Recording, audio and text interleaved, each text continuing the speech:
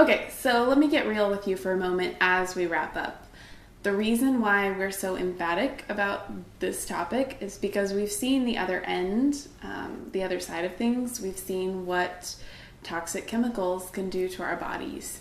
When I was 3 years old, I was diagnosed with acute lymphoblastic leukemia, and after I started undergoing chemo, my mom, who's a nurse, went to the doctor and asked why he thought that I contracted leukemia, because there was no family history of cancer and I was only 3. I hadn't even been around very long. And the doctor said that he thought it was probably because of the benzene in the city water. Side note on benzene. Benzene is a petrochemical and it seeps into the groundwater. Scientists agree that there isn't really any safe level of exposure to benzene, but it's so hard to stay on top of that the government just requires that cities and counties keep benzene levels below a certain marker in their water supply.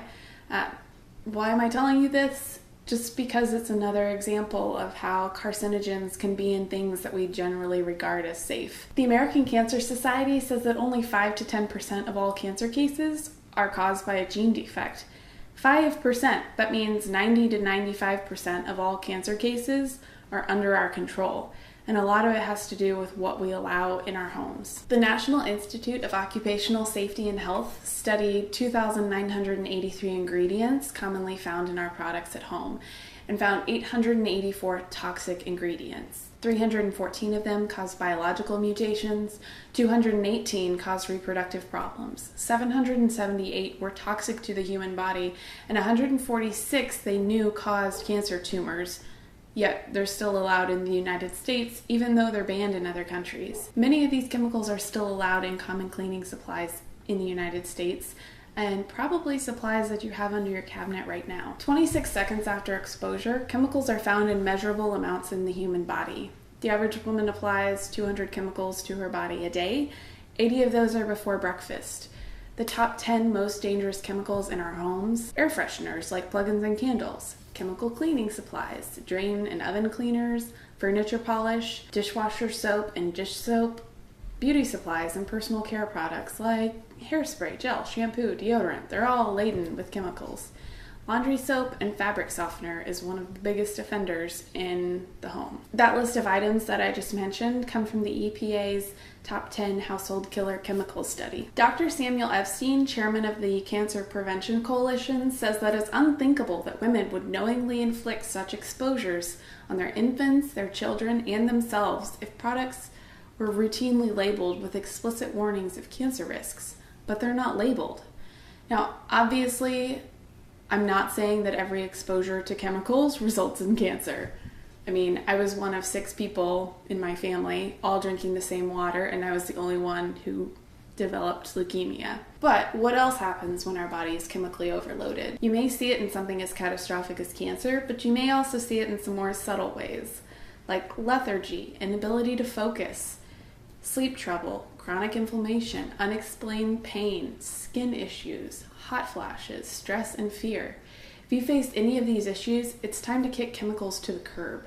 You can control what you allow within the walls of your home. Again, this can all seem a bit overwhelming, all these statistics and all these things to think about, but we got started just like anybody else. We got a starter kit and we started learning how to start living cleaner and healthier lives. It's about taking small steps, one step at a time, changing one thing a day, one thing a week. As long as you're making changes and striving for a better, healthier life, that's what we care about.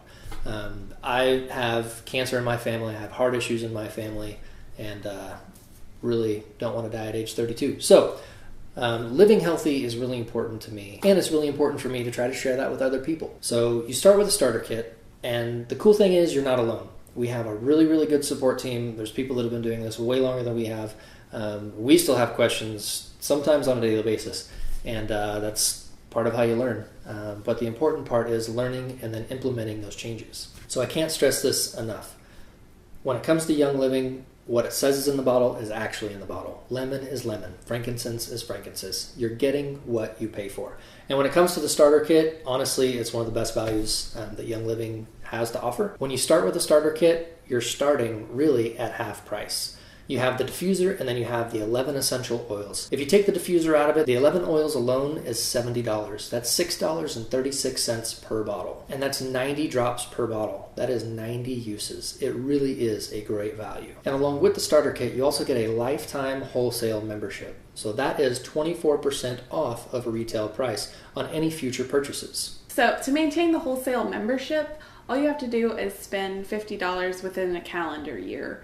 And that $50 can be spent on any Young Living product that you want. So that could be like 2 bottles of the Thieves Cleaner, which has pretty much replaced all the cleaning products in our home. If you need a good way to start incorporating oils into your home, using them in cleaning products is a great place to start. And it's not just something that we're trying to promote for the fun of it. This is actually things that we have implemented into our life. So when we talk about Thieves Cleaner and laundry soap, this is stuff that we're actually using. We no longer use regular store-bought deodorant. We don't use store-bought laundry soap. There's no 409 under our counters. We don't have Windex any longer. All of these things, we have taken the steps over time. It's not like you wake up one day and all this stuff is gone. But we realized that change needed to happen. And so we started making those changes. So you can start by heading to youngliving.com and click on Become a Member. We're going to be posting a graphic that has step-by-step instructions on how to get your hands on a starter kit. If you purchase a starter kit before midnight tonight, you will get $20 back on your purchase. So I think the basic starter kit is $160, so that's making it $140 for you. And I don't know about you, but I really do like an extra $20 in my pocket when I can get it. Yeah. And I know some of you watching have had specific questions for me that may not have been addressed here, so make sure and ask in the comments, and I will be sure to answer your questions thoroughly. And if you need help getting a hold of a starter kit, if you're a little bit confused on the process, comment, message one of us, whatever you want to do. We'll be available all evening to help you do that. So we really appreciate you being here. We really do care. Each and every one of you has watched this for a specific reason, whether it's trying to live a little bit healthier, you heard about some type of remedy that essential oils can help with, whatever that may be, you matter. So share this with your friends and your family and start living well.